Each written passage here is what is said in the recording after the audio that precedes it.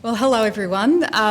It's so fantastic to be here and to see such a lot of people who've come today. I think we were talking about one or two yesterday, so how great that you're all here. As I said, Nanette Louchart-Fletcher, Head of Exhibitions, Interpretation and Engagement at MOAD.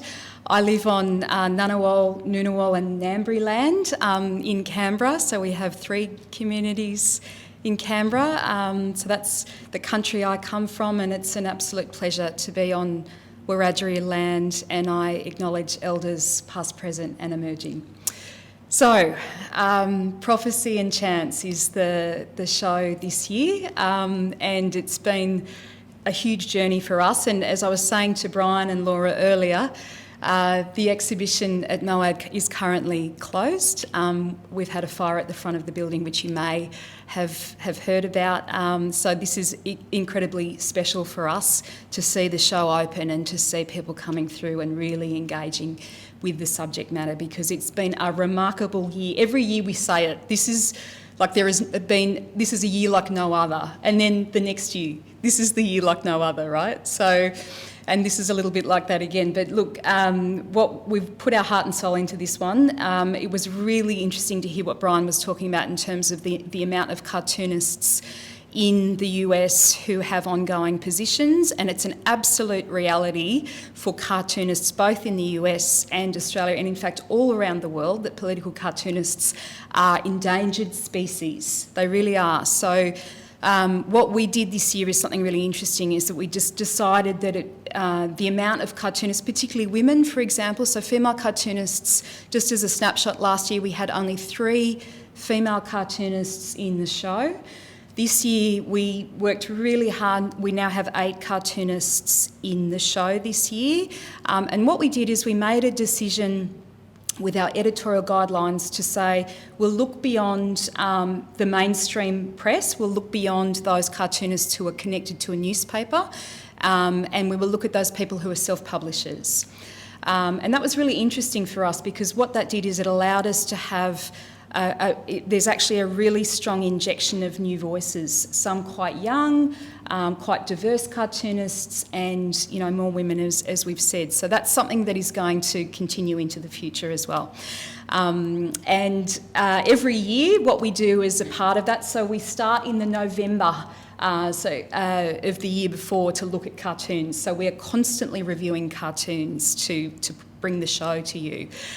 So they're coming in thick and fast at the moment. And as a part of that, we're looking for the cartoonist of the year. Who is the cartoonist who absolutely captures the moment, the zeitgeist? As you will see on the screen, just over here is the work of terrific cartoonist called Glenn Lelivre. I'm actually married to a Frenchman who's just over there, so I'll give you a little bit of... Lelivre means hare, so H-A-R-E, so he's Glenn the Hare.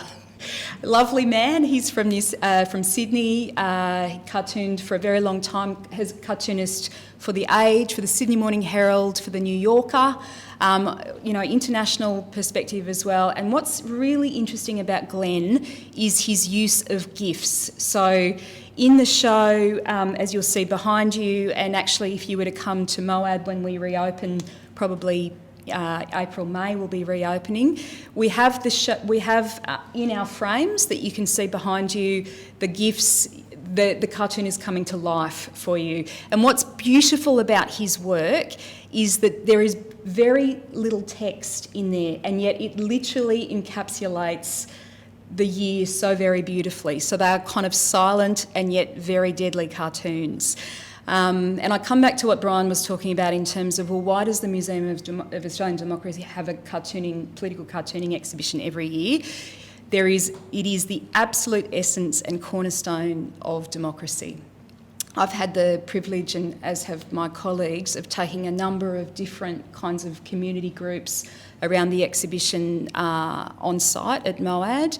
And I will never forget an occasion where we had a group of new Australians, so a combination of new immigrants and refugees who were coming through the exhibition and walking with a young woman in Year 12 who was from South Sudan. And as we walked around, lovely young woman, very talkative and became increasingly silent as we walked around the exhibition. And she said to me at the end of that, "Are any of these people in jail?"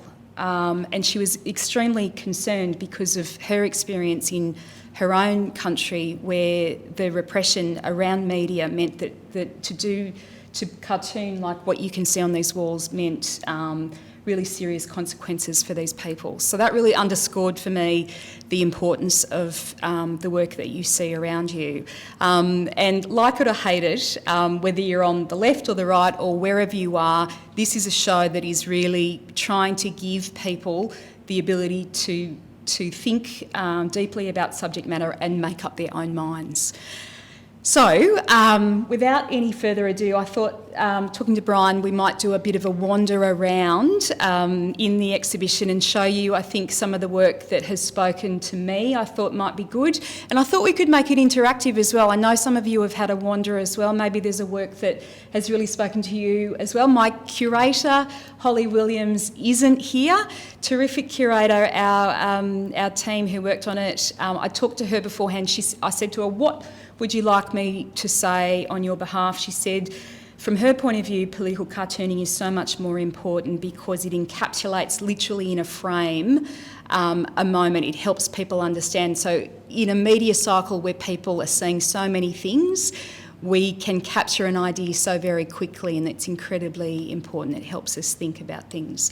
So I'll just take the mic. I'm just looking at Laura so I can just pick it up. And I'm going to leave these things here, and let's have a wander around if you'd like to. I'll show you a couple of things that I love, and maybe you can show me a couple of things that you love as well. I'm going to start here, actually, because I love this work by Chris Downes. A little bit like what I've just talked about with Glenn Leliv's work, is in that it is, of course there are no words here, but we don't need any, do we? It's just a beautiful moment, and her beautiful shining face, and this, you know, the beautiful, the Wimbledon trophy, I suppose we would call it. So Chris Downes is a cartoonist from Tasmania. He cartoons for his local newspaper.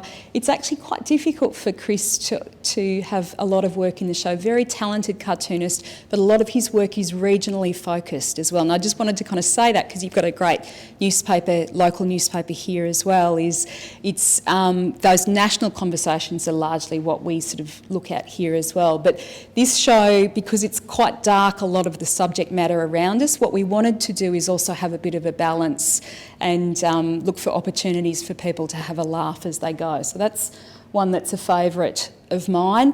I do love David Pope's work. I don't know if people know David's work. David is a Canberra-based cartoonist. Remarkable work. This is the riff off the person in France, the woman in France who leaned out with her sign and derailed all of the cyclists in the Tour de France. So that was one of the ones that just made me laugh out loud, I think, when I saw it as well. And I just wanted to just draw your attention to the one underneath it, because Van Nisching, who, by the way, is Kevin Rudd's nephew, purely by chance. We didn't know that when we chose the cartoon.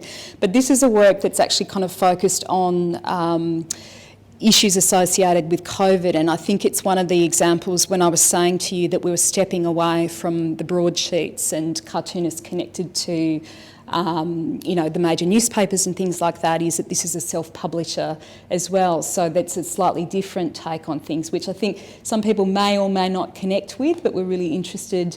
And we're interested in having sort of young audiences come in and connect with the work as well. I mean, I'd love in the longer term, Brian was saying that he might not necessarily have a lot of schools coming into the exhibition or young people, but hopefully in the future that people will be coming in to connect with some of these younger artists at work. I don't know if there's anything in here that people can see that they're in this section that they particularly connect with. Feel free to share with us. You love this one? This one? Yeah. Team Australia? Yeah, What? Having family in Queensland and Victoria. Yep. It's been a battle to see them over the past couple of years, and to see them all fighting and everything. spoke to. Yep. Yeah, absolutely, it resonates. And I think that's one of the things that we love about BTL is that as you go through, you see people laughing in the corridors because it just prompts a even if it was in the news cycle even 3 weeks ago, it feels like ancient history, right? But it prompts something, and yeah, it really resonates with you. Resonates with me as well. Yeah. I just spotted, I'm going to show you another favourite over here. So this is Mark Knight, has been a political cartoonist. So he's one of our old school political cartoonists, of course. Terrific body of work. He's been our political cartoonist of the year a couple of years ago. This, if you haven't seen it, it makes me laugh. So of course we all did the census this year, but the way in which this is kind of communicating about the experience of doing the census during lockdown, again, particularly spoke to me, and it may well speak to you at some point if you have a read of that as well. So, and actually underneath this is another Chris Down, so I'm showing my showing some of my favourites here. And again, it's just a bit of a laugh with the modern art as opposed to the Moderna vaccine as well. Actually, this is another terrific one. So Megan Herbert is one of our newest cartoonists. So this is one of the women who we discovered on Instagram, actually. And her work, we were really interested in. It had never sort of captured, previously we haven't really sort of connected with work like this, but we really felt this year, particularly with the focus on the impact on women this year on a number of different fronts, we felt that this was a really important one to include. Up here, of course, this is a Glenn Lelièvre. This is our director's favourite cartoon, Daryl Karp. This is actually the last cartoon that you see at Moad. And as much as we would all love this idea, when we did this show, we were like, this is the cartoon, because this is, of course, pre-Omicron when we actually finished, and again, that feels like ancient history, but that was November, and we thought everyone will be taking their masks off, so this is the perfect cartoon to end the show with. There's a couple up here that I wanted to show you. So this year is also a year, and this is sort of some of the darker aspects of the show, is there's two kind of significant anniversaries this year, one of which is that this is the 30th anniversary of the Black Deaths in Custody report coming out. And this cartoon was, Danny Eastwood is the most terrific cartoonist. He's cartooned for the Cree Mail for 30 years, cartooned on this subject matter for 30 years, so what a huge impact on him, I suppose, and this was the first cartoon that he did. So we just really wanted to put that in the show as a reminder of the fact that 30 years and not a great deal has changed in that time. The other thing that, another anniversary that we have is, of course, 9/11 is 20 years, was 20 years in 2021 as well, and there are some of the cartoons, this is a remarkable work actually. David Rowe is just so painterly in his composition as well. Really, I find that quite a stunning work and highly emotional work as well. And of course, if we remember, 9/11 started with the planes going into the building, and of course the thing that we remember from this year are all of the planes departing from Kabul in quite an emotional way as well. So we actually worked with Karen Middleton, who many of you would know, terrific journalist who was in Afghanistan for quite a long period of time, was very involved in trying to help people out of Afghanistan. So she came to the show when we launched the show, quite emotional actually, and spoke really beautifully about the experience of working with people in Afghanistan and the impact of that. So this work is quite highly charged as well, but again, just it helps us to remember the incredible importance of the way that political cartoonists can jog our memories about really important issues. Yes, yeah. Now you're actually, I think our curator is with you on this one. Yeah, everyone loves, the story is that all political cartoonists love Barnaby because he's so great to, so eminently cartoonable. And it's a terrific cartoon, you know, and that comment around climate action, the Kudelka actually here is terrific as well. So, yes, look, sorry, I'm just dashing around seeing all of my favourites. First Dog on the Moon, I don't know if any of you are a fan of First Dog's work. Yeah, you have to work a little bit harder with First Dog, but often it's just so, it's just worth doing actually. And in fact, this one, the Museum of Nice Things, is quite delightful. So it's quite a nice one to end on as well. So I will finish there. It has been so lovely to see you all here. We are going to go back and share at Moab. They're just going to be so happy to have seen that everyone is here enjoying the show. So thank you very much.